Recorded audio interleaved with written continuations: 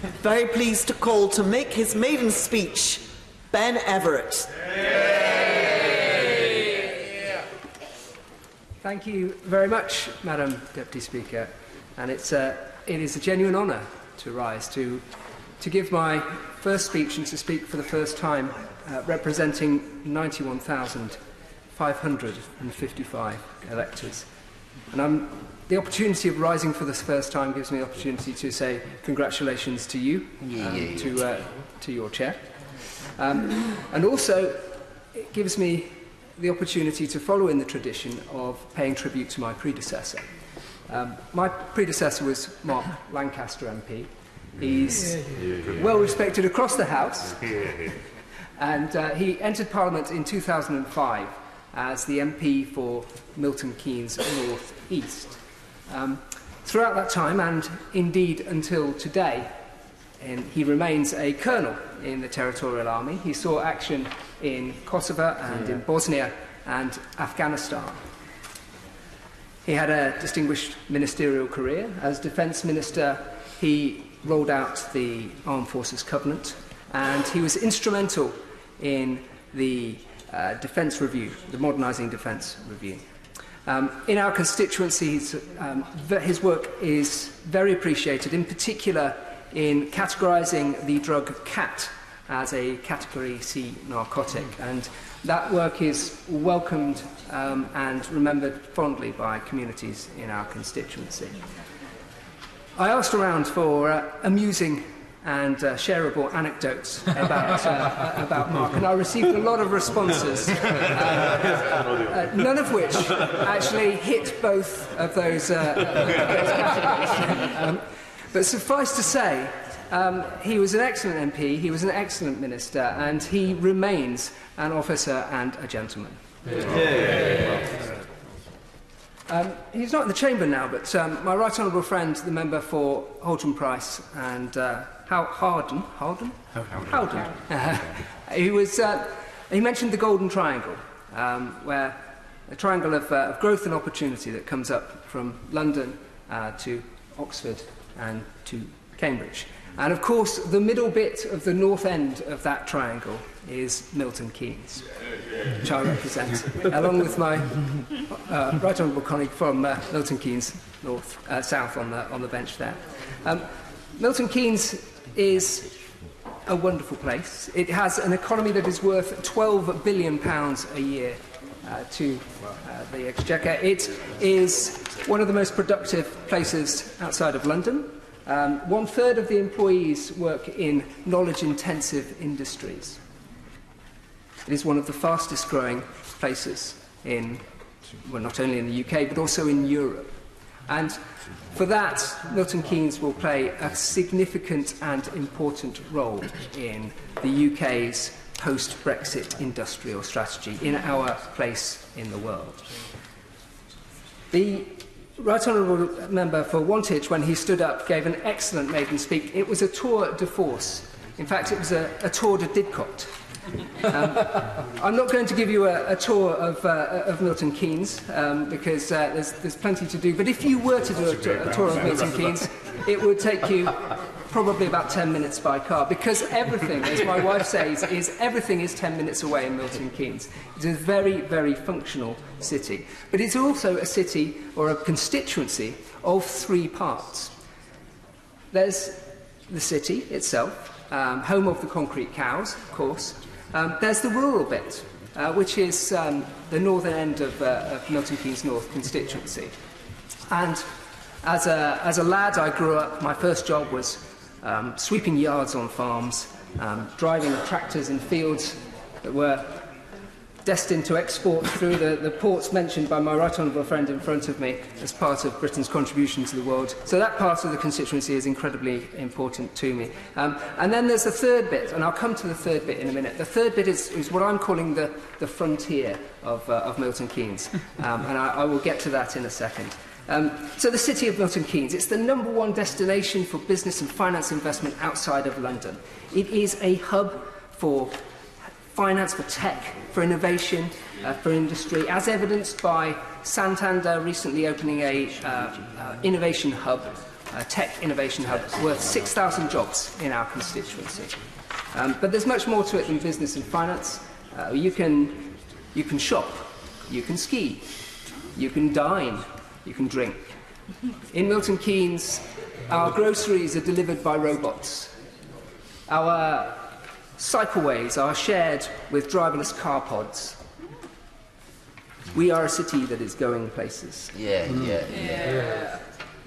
Our city boasts more waterways than Venice, more green spaces that are 10 times the size of Hyde Park.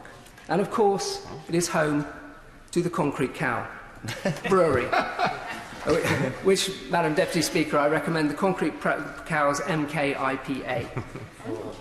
So the rural north of the constituency, geographically the most substantial part of the constituency, well-run, well-managed, environmentally sustainable farms, contributing not only to our nation's food supply, but also to husbanding the countryside.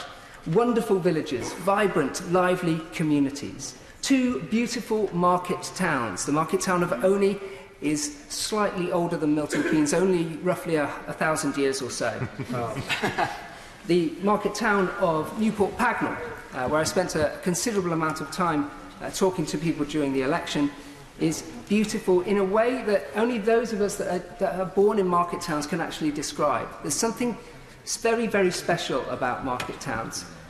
It is very difficult to convey this, but I spent a lot of time talking to people in Newport Pagnell, and although I didn't agree with absolutely everybody on matters of policy and politics, what we all did agree on is that Newport Pagnell should remain a market town, and it should not become a suburb of a wider urban metropolis. It's important to retain that character. And then that brings me, of course, to the third segment of Milton Keynes North constituency that I mentioned, the frontier. This is the bit of Milton Keynes that is so new that we are still building it. It is a wonderful place. It is a great place to live and to work, to bring up a family, to grow a business. But we are suffering from reckless overexpansion, thousands of houses being bolted onto the side of Milton Keynes. Milton Keynes, of course, is famous for its grid road system and the roundabouts, but those grid roads are clogging up because of the growth of those thousands of houses on the edge of Milton Keynes. So we need our growth to be sustainable, appropriate, affordable and proportionate. And that is something I will strongly champion, not only for Milton Keynes, but for many, many other places as I stand in these benches. Now, of course, Milton Keynes North has issues like any other town. Knife crime. It's devastating and heartbreaking when a young life is extinguished by a blade. We need to sort this. The 20,000 extra police officers will definitely make a difference, and 183 of those are already in recruitment for our local force. They're complemented by 69 further uniformed police officers and 140 extra back office staff to do intelligence gathering, and that really is the key to this. We need to retask our police to get tougher on what are called the postcode gangs and break up the scourge of society that is knife crime. We also have an issue with homelessness, and my first constituency meeting as MP for Milton Keynes North was with the Homelessness Partnership. They do fantastic work, and I'm sure they like me, welcome the extra £700,000 announced this week from the government for Milton Keynes to support our fight against homelessness. Now, interestingly, my meeting with the Homelessness Partnership was set up by a man called Festus Akamboise. Now, Festus is a board member of the YMCA. He's also a self-made man, and he's an advisor to me and other MPs on issues such as community safety and knife crime and so on. Festus was previously a resident of the YMCA in Milton Keynes. Nearly 2 decades ago, the YMCA, when he had nothing but a roof over his head, allowed him to get his life together and make a success of himself. He's a self-made man now, he's an advisor to MPs, and I'm very proud to say that he is also the chairman of Milton Keynes Conservative Federation. Milton Keynes, like the Conservative Party, is a place of opportunity. These opportunities come from our companies, like Aston Martin, William Cowley, who make the vellum upon which the laws that we make in this place are inscribed. And then there's the new technology companies as well. Starship Robots, who make those robots that deliver the groceries.